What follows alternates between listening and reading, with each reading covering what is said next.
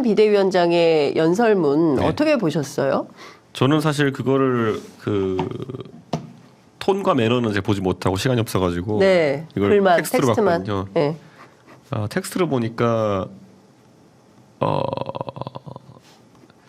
제가 사실은 이런 기억이 있어요. 어떤? 그 윤석열 대통령의 연설문이나 아니면은 대선 때, 네. 아니면 우리 예전에 호남 편지라고 썼던 거 있잖아요. 그걸 사실 기한을 제가 했어요. 초안을 제가 썼어요. 연설문은 제가 쓴 게 아니라 호남 편지는 제가 썼어요. 초안만 쓰고 대통령이 고쳤어요? 아니면 어떻게 된 거예요? 근데 내용을 많이 갈더라고요. 그러니까 호남 편지 제가 봐도 내용 와 이렇게 명문장을 쓸 수 있나 해가 약간 자뻑하는 그런 내용이었는데 굉장히 갈아버리더라고 내용을요. 그리고 울산 회동 때도 발표문을 제가 초안을 잡았는데 네. 다 첨삭을 하더라고요. 대통령이. 예. 근데 제가 냉정하게 말하면 바꿔서 약간 오히려 안 좋은 글이 되는 예. 되게 많았거든요. 그래서 이렇게 비문이 많았네. 그러니까 저는 그게 약간 걱정인 거예요. 그러니까 네. 저는 그 이번 연설문도 좀 비문이. 글을 좀 이게 뭐 직업군의 특성인지 모르겠지만은 수사학에 대한 이해가 없이 쓰는 글들이 되게 많다는 생각이 들었어요. 예. 그러니까 여기서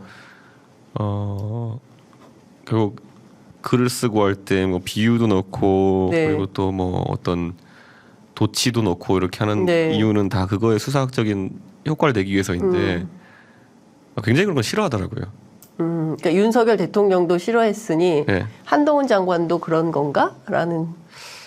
그러니까 이런 거예요. 우리가 글이라고 하는 거면 물론 이제 뭐 노무현 대통령 같이 그런 아주 직설적이고 이렇게 해서 하는 글도 있고, 근데 그거는 인간 군상에 대한 통찰이 있으면 그게 멋진 글인데 네. 기본적으로는 약간 곱씹어볼 만한 수사가 들어가 있기도 하고 해야 되는데 네. 어떤 컨셉인지 약간 모르겠는 글을 양산하더라고요. 예.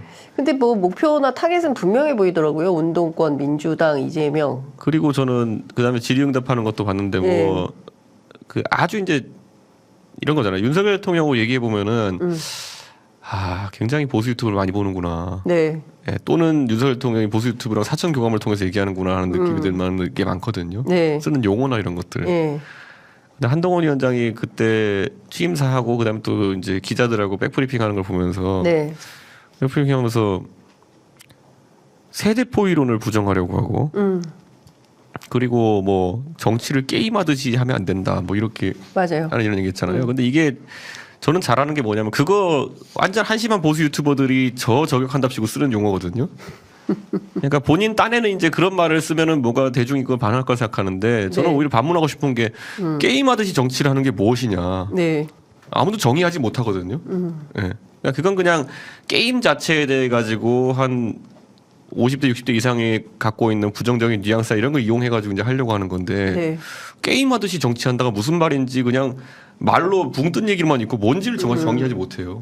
그러니까 좀 제가 첨언을 좀 하자면 제가 국민의힘 취재를 네. 하면 네. 이제 그 이준석 대표를 향해서 제일 많이 쓰는 표현이 그거였어요. 네. 게임하듯 정치한다. 이준석은 게임하듯 정치를 해. 자기들은 게임도 안 해본 사람들이 60대 아저씨들이 게임하듯 정치한다 무슨 말인지도 모르는 거예요. 그러니까 네. 아까 말했듯이 게임에 대한 부정적인 어감이나 이런 것들 내 자식이 게임하고 있으면 혀들이 차던 모습으로 해서 그냥 부정적인 뉘앙스 쓰려고 했던 거지. 네. 게임하듯 정치하는 게 뭔지를 알아야 저도 이제 반박을 할 텐데 네. 그게 뭔지 모르겠어요. 그러니까 그러니까 이런 거였어요. 제가 설명을 좀 네, 하자면, 그러니까 선거를 어떤 이기는 전술적 차원에서만 정치를 하고, 그 밖에 다른 것에는 별로 관심이 없다. 뭐 이런 거 얘기였던 것 같아요. 그게 아무 내용 없는 얘기잖아요. 뭐 그런 얘기죠. 자기들은 예. 남 죽이는 데만 관심이 있는데, 네. 제가 이렇게 말씀드리는 거는 근데. 한동훈이라는 사람이 그 화법을 그대로 받아들이는 순간 네. 굉장히 젊은 층과의 괴리가 심해질 겁니다. 그런 게. 게임하듯 정치한다가 무슨 말인지를 아무도 정의하지 않았는데 그걸 계속 쓰고 다닌다든지 네. 아니면 세대포 이론을 부정한다든지 이런 거는 네. 지난 보수 정당의 역사 속에 박근혜 대통령이 2012년 총선 이긴 다음에 12년 동안 단 한 번도 지금까지 그 전국 단위 선거를 이긴 당대표는 유일하게 이준석이거든요. 네. 근데 그 핵심 전략이 세대포 이론이었는데, 네. 근데 세대포 이론을 부정하고 그러면 본인이 얼마나 대단한 전략을 세울 수 있을 것인지도 첫 번째고, 네. 두 번째로는 그러니까 그 백불 보면은 계속 이준석과 나는 다르다를 하고 싶어 하잖아요. 네. 그러니까 왜 이준석과 차별화를 이렇게 열심히 하려고 하지? 지금 분명히 인유한 혁신위원장도 마찬가지였지만은 네. 환자는 어딘지 명확하고 네. 차별화를 어디랑 해야 되는 게 명확한데 네. 그러니까 뭔가 핀트가 완전 잘못 잡혀 있다. 그러니까 대통령과의 차별화를 해야지 본인이 지금 정치적으로 위상이 올라가는 상황 속에서 네. 이준석과 차별화를 하려고 하고 있다. 그래가지고 지금 국민의힘에 그래도 혹시나 해가지고 기대하던 사람들 기대가 와장창 무너지는 거죠 안에서. 네. 뭐 한동훈 장관은 유일하게 대통령에게 직언을 할 수 있는 인사. 네. 택도 없는 소리 지금 했던 거 나오잖아요 지금은. 네. 그러니까 지금 상황을 보면 직원은커녕 뭐 거의 그 직원이 문제가 아니라 직원의 강도나 문제 이런 게 차라리 모르겠는데 예. 총구의 방향 자체가 엉뚱한 들어가 있다니까요. 예.